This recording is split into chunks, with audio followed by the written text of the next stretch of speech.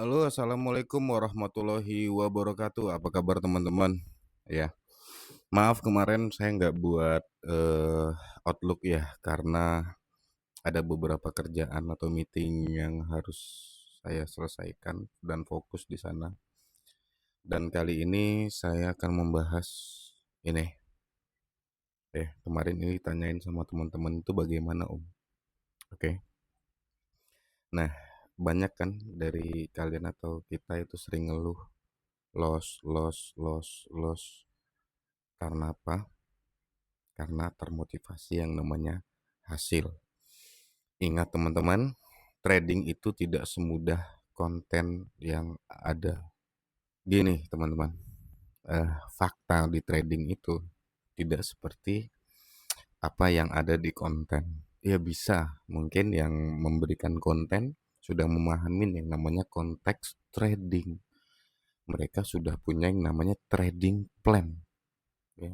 Mereka sudah punya yang namanya trading plan yang sudah settle dan sudah diuji bahkan sampai ribuan kali.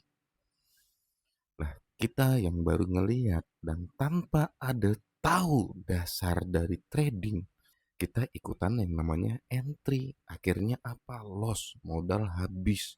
Bahkan sampai modal yang benar-benar dibutuhkan itu sampai habis. Ya. Nah, yang pertama itu kalian kalau mau bener-bener trading itu ya teman-teman. Bom, nanya gimana sih biar konsisten? Kok entry-nya pas, kok entry-nya gini? Ya ini awalnya teman-teman. Saya buat jurnal. Saya selalu membuat yang namanya jurnal. Oke? Supaya apa? Supaya kita bisa memperbaiki, kita bisa melakukan yang namanya evaluasi. Kedepannya bagaimana kita membuat namanya entry yang memang benar-benar berkualitas, nggak asal entry. Orang itu kebanyakan kan mikirnya gini, setiap hari harus entry, setiap hari harus entry, setiap saat harus entry, setiap detik harus entry, setiap menit harus entry. Padahal di market kan ini tidak. Market itu punya yang namanya structure, memberikan informasi structure. Apakah kita harus setiap hari entry? Bisa. Asalkan sesuai dengan trading plan. Entry, sell di sini. Ya bisa, alasannya apa? Itu. Apakah sesuai dengan trading plan kita? Itu kan. Ya. Profit konsisten itu datang dari evaluasi, bukan yang namanya entry. Kita punya yang namanya trading plan. Teman-teman itu wajib yang namanya punya trading plan, teman-teman. Trading plan untuk apa? Untuk kita melakukan namanya eksekusi. Eksekusi atau entry. Di sini ada yang namanya support atau support resisten bisa. Fibonacci juga bisa. Atau apa terserah teman-teman punya plan. Nah, entry hasil itu masukkan semuanya ke jurnal. Kita tadi entry SL-nya kenapa? Itu kan. Itu yang membuat kita bisa evaluasi sehingga apa besoknya atau minggu besoknya kita bisa memperbaiki dari kesalahan kita tadi. Jurnal teman-teman, kalau teman-teman mau konsisten, metode itu satu aja, dan metode itu semuanya bagus, nggak ada metode yang nggak bagus. Yang nggak bagus tuh kita nggak bisa konsisten, kita nggak bisa disiplin. Ya, setiap minggu, teman-teman satu minggu evaluasi tradingannya selama satu minggu itu gimana, dievaluasi baru diimprovisasi atau diperbaiki. Trading plan terserah teman-teman punya trading plan yang seperti SNR, supply dan demand, Fibonacci, order block dan lain-lain terserah. Mau ICT, mau SMC, ya, mau turtle shock, mau SNR, mau apapun lah. Intinya itu ini kalau kita mau konsisten. Jurnal itu adalah cerminan diri kita, seorang trader. Evaluasi hari ini, profit besok hari. Evaluasi minggu ini, profit minggu besok. Nah, setiap loss tuh hanya ada dua penyebabnya, teman-teman. Sistem kita yang salah atau kita tidak melakukan namanya backtest strategi. backtest system, atau kita yang tidak disiplin. Dengan apa? Dengan trading plan ini. Ini nih, teman-teman, kalau mau yang namanya konsisten, ini bisa trading secara mandiri atau silent trader. Kalau saya pribadi memang silent trader. Nah, bagaimana caranya mendiagnosanya? Cara mendiagnosanya itu gimana ini? Supaya kita bisa memitigasi resiko kita. Dalam bisnis itu kan begitu. Dalam bisnis itu kan pasti ada yang namanya report. Trading ini seperti bisnis, teman-teman. Perlakukan, dan dana trading kita adalah modal di bisnis kita, modal perusahaan kita. Kalau saya punya prinsip seperti itu, apakah kita bisa sukses di trading tanpa ikut signal? Yuk, pasti bisa.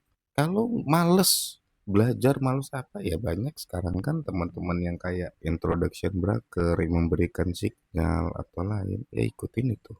Yang penting gimana mereka bisa memberikan yang namanya edukasi yang benar. Nggak ada yang salahnya. Yang salah tuh apa? Kita tidak punya yang namanya trading plan, tidak punya yang namanya disiplin. Nah, cara mendiagnosanya seperti apa? Teman-teman punya yang namanya loss-nya beruntun, nggak punya yang namanya plan atau loss beruntun. Itu ada dua penyebabnya. Setiap loss tuh hanya ada dua penyebabnya. Satu teknik, yang kedua psikologi. Teknik tuh apa? Sistem. Psikologi apa? Emosi. Kita bahas yang namanya teknik. Evaluasi berdasarkan data dan sistem trading kita. Langkah-langkahnya apa aja? Contoh, stop loss kita tidak dengan benar, atau setup kita tidak valid, kita entry-nya. Kita stop loss itu salah, pengaturan stop loss-nya ya, tidak sesuai dengan plan, atau entry-nya tidak sesuai dengan plan. Kita terburu-buru, FOMO, takut ketinggalan harga. Terus dari sistemnya itu kita tidak melakukan namanya backtest system, dan money management yang salah, money management modal yang salah. Modal contoh $30, cuman kita entry berlapis-lapis tanpa tahu area mana yang memiliki high probabilitas. Perbaiki sistem kita, bukan entry kita. Sistem kita dulu perbaiki, bukan bukan entry-nya kita. Cara kita entry itu yang harus benar-benar kita pahamin. Saya masuk market, saya entry itu kapan? Saya tidak entry itu kapan? Tuh, teman-teman. Itu masalah sistem. Masalah psikologi, masalah emosi. Review berdasarkan kondisi psikologi kita saat trading. Apakah kita dalam keadaan emosi? Apakah kita entry dalam keadaan nggak bagus atau dalam keadaan sibuk? Atau kita nggak punya yang namanya plan sama sekali? Saya ada orang ngechat saya, dia trading karena termotivasi hasil konten, tapi tidak punya yang namanya trading plan. Berharap cepat kaya dalam satu malam. Tuh, kalau teman-teman punya mindset seperti itu, apalagi trading hanya bergantung dengan yang namanya hoki, ya udah, teman-teman nggak akan bisa yang namanya konsisten, nggak punya plan sama sekali. Masalahnya apa? Ini kita takut ketinggalan harga, FOMO, akhirnya apa? Kita entry-nya nggak benar, ngasal, nggak sesuai dengan plan. Yang kedua apa? Terlalu percaya diri, overconfidence. Terlalu kita percaya diri itu, merasa sombong, merasa kita hebat, kita udah hebat bisa namanya menaklukkan market. Kita udah bisa, ini sini, ya teman-teman. Kalau kita udah ngerasa yang seperti itu, kita udah ngerasa paling hebat, udah bisa, nah, market bakal ngancurin kita. Ingat Jesse Livermore, Nick Leeson, sama Bill Huang. Mereka adalah trader-trader hebat, trader-trader jago, legendaris di dunia. Kayak Jesse Livermore pada tahun 1929, dia itu bisa mendapatkan jutaan dolar Amerika, trader terbaik. Akhirnya apa? Di akhir riwayatnya dia itu bunuh diri, teman-teman. Karena apa? Karena psikologi. Ngerasa udah paling hebat, akhirnya entry sembarangan, nanti bakal naik juga. Jadi ya udah, ketika profit alhamdulillah biasa aja, nggak usah terlalu namanya euforia. Santai, ketika stop loss santai, nggak usah terlalu sedih, wajar. Ketika profit ya udah santai, tradingnya santai. Oke, namanya proses, nikmatin prosesnya. Terus revenge trading, kita ngerasa nggak mau kalah sama market, Padahal trading itu kan berbicara yang namanya probabilitas. Market itu terkadang tidak sesuai dengan yang namanya probabilitas atau plan kita. Ya udah, nggak perlu. Yang penting teman-teman punya yang namanya plan. Loss dalam satu hari itu maksimal berapa? Lossnya berapa dalam satu hari? Itu teman-teman.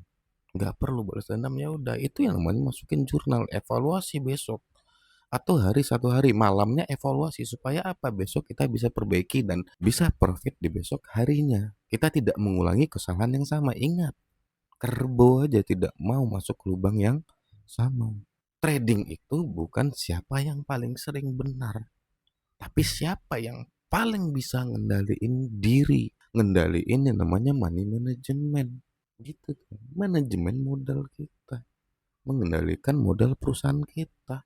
Trading itu sama dengan berbisnis, teman-teman. Itu perusahaan kita, bisnis kita. Itu aja videonya. Jadi teman-teman, kalau mau konsisten buat jurnalnya, entry berdasarkan trading system, fokus aja. Setiap orang punya yang namanya sistem sendiri. Ada yang bilang entry berdasarkan SNR, dia profit konsisten dari SNR. Ya ada.